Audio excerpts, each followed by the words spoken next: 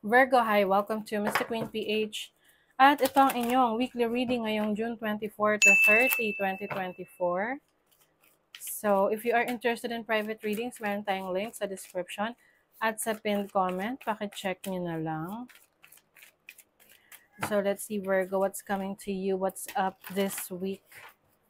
June 24 to 30 for Virgos. June 24 to 30, what's up?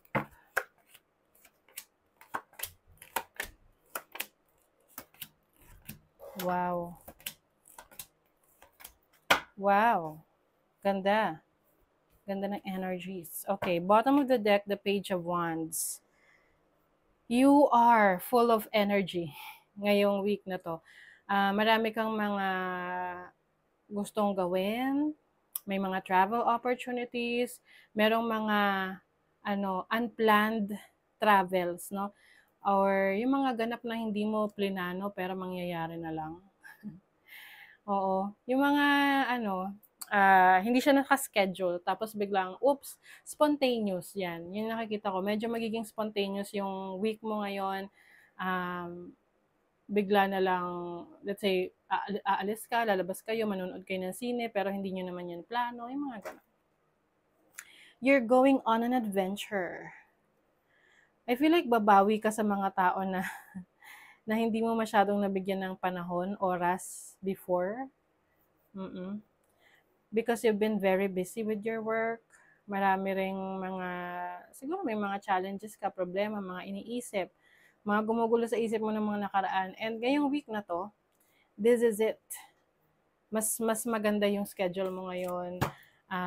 Mas maluwag, mas exciting.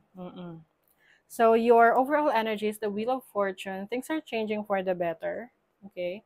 The wheel is turning in your favor. Yung mga delays, tapos na yan. Delays are over.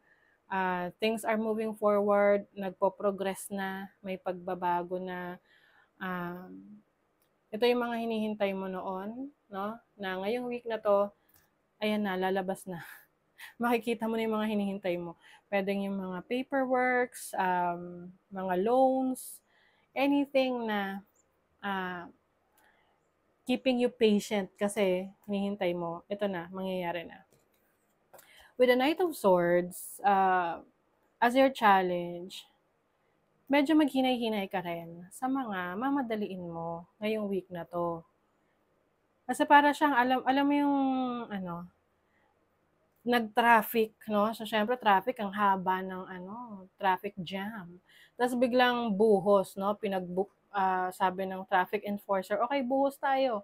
So, yung buong kalsada na yon, isang direction lang yung pinupuntahan nila. So, ito yung tipong baka ma-overwhelm ka sa mga bagay na nangyayari sabay-sabay. Okay? Ngayong week na to. Yung kumbaga yung mga nakaraang linggo, naghihintay ka, nakatunga nga, wala kang ginagawa. Very open yung schedule mo. Tapos biglang ngayon, nagmamadali ka. So, you have to manage your time. Okay? Para lahat naman maasikaso mo. Oo. Kung kailangan talaga pagsabay-sabayan ngayong week na to, iwasan mo na lang yung distractions, iwasan mo na lang yung mga unnecessary na mga gagawin na, yung mga unplanned.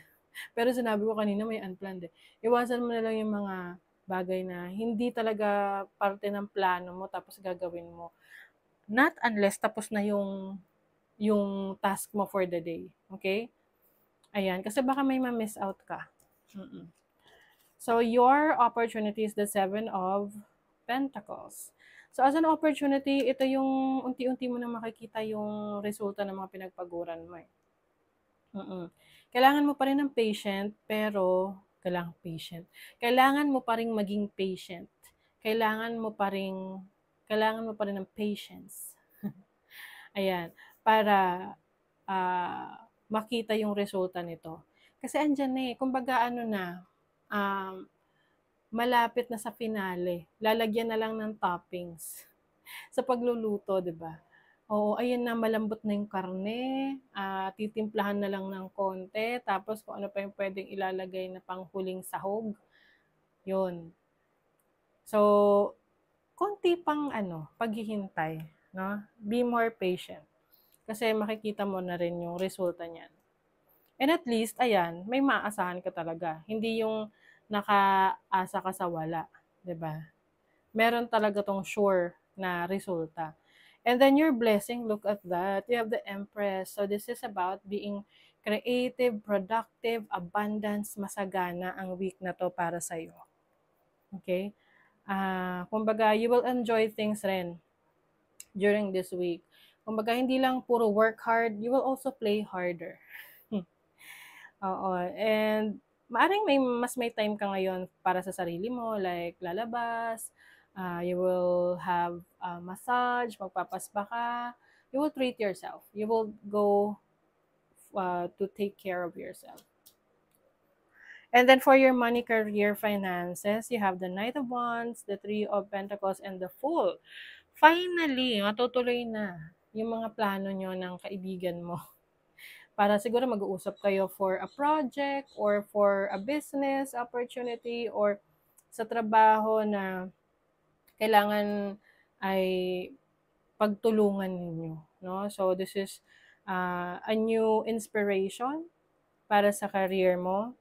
Pwede rin yung iba sa inyo merong bagong work, bagong career, bagong business na sisimulan. Mas magiging risk taker ka, pero meron kang kasama rito. So, kumbaga, hindi ka nag-iisa rito.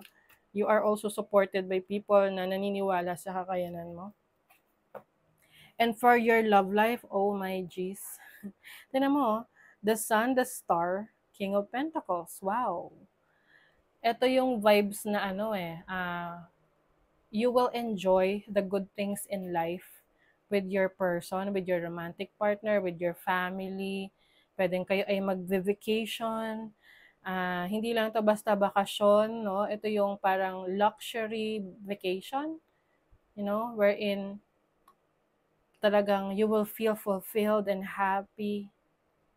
And maari ring meron kayong mga goals, pangarap, no, dreams ng family mo, loved ones mo na natutuloy na or nangyayari na. So, nandun yung eagerness, happiness, excitement para sa inyo. Some of you also are healing from your past.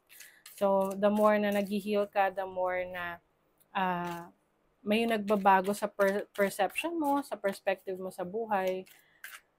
At yun yung parang, di ba, the more that we heal from our past, mas gumagaan yung pakiramdam natin. At kung mas magaan yung pakiramdam mo, mas marami kang pwedeng gawin, subukan, kasi mas open ka, mas excited ka. Oh, look at that, Virgo. There's wealth.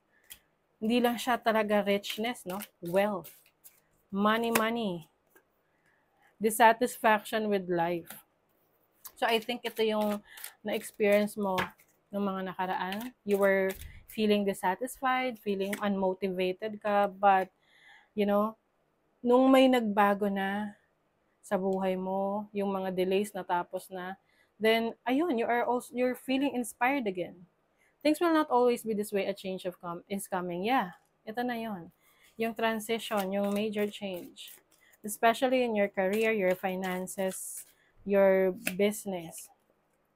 Major challenge to overcome. O, meron ka raw mapagtatagumpayan na pagsubok. Wow. You will be taken care of in difficult times. Oh, someone is very supportive of you. Someone is, kumbaga, merong gagamitin ng universe na tao, no, para sa'yo, na tulungan ka, i-assist ka sa mga pangangailangan mo.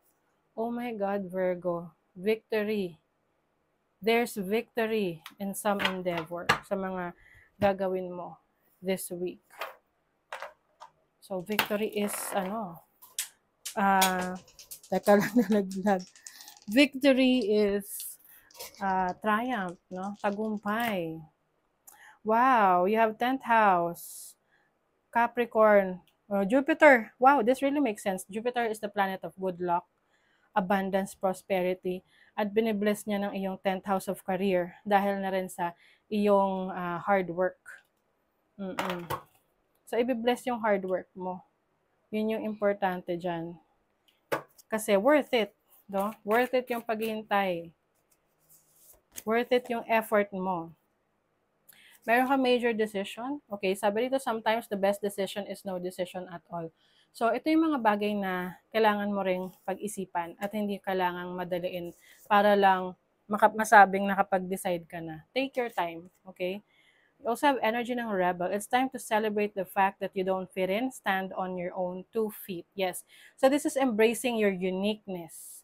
Hindi mo kailangan na i-please yung ibang tao para lang matanggap ka nila.